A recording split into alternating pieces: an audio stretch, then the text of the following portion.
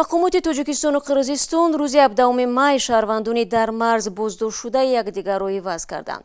Гаравгонгирӣ ва баъдан табодули онҳо дар ҳоле сурат гирифт, ки ин субҳ Қоир Расулзода, нахуст вазири Тоҷикистон, ба минтақаҳои назди сарҳадии Исфара сафар карда буд.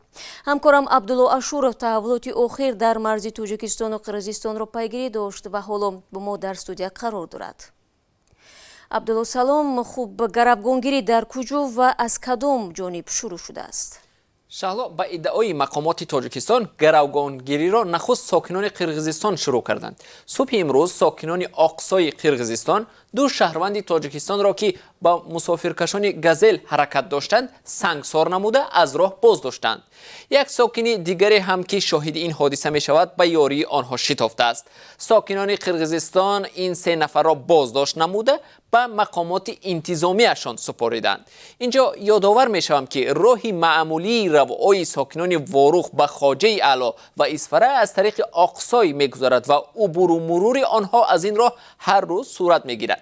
дафтари матбуоти ҳукумати бодканди Қирғизистон ҳам боздошт шудани шаҳрвандони Тоҷикистонро тасдиқ карда гуфтааст, Тоҷикистон ҳам се сокини Қирғизистонро дастгир кардааст.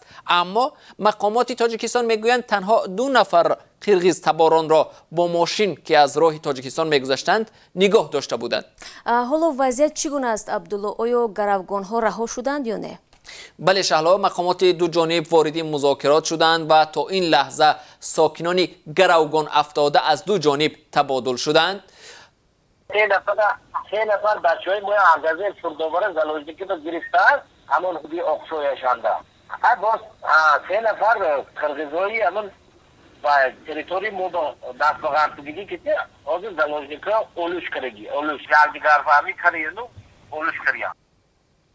пас аз гаравгонгириҳо, ба гуфтаи сокинон, равоо ба ҷамоати ворухи Тоҷикистон низ ҳудуд 1 соат қатъ ва пас аз музокироти маъмурони корҳои дохилии ду кишвар кушода шудааст.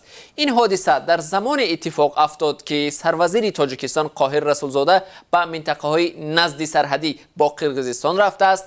сухангӯи ҳукумати шаҳри Исфара гуфт, нахуст вазир аз маҳаллаи хоҷаи аъло ва ҷамоати сомониён дидан кард, ки рӯзи 29 апрел шоҳиди задухурди мусаллаҳона буданд. ба гуфтаи ӯ, мақомот тасмим доранд, ки то 6 июни имсол манзилҳои оташгирифтаи сокинонро дар минтақаҳои назди сарҳадӣ барқарор кунанд, вале ӯ пайванди ҳодисаҳои рӯзи душанберо бо сафари нахуст вазир рад кард. ташаккур, Абдулло, барои суҳбат. ман хотиррасон мекунам, ки низоъ дар марзи Тоҷикистону Қирғизистон рӯзҳои 28 ва 29 апрел рух дод. мақомоти Тоҷикистон гуфтанд, дар ҷанҷоли ахири марзӣ 19 кас кушта ва 87 тан захмӣ шуданд. ҷониби Қирғизистон эълон кард, ки дар ин ҳодиса 189 шаҳрванди он кишвар маҷрӯҳ гардида 36 кас ҷон бохтааст.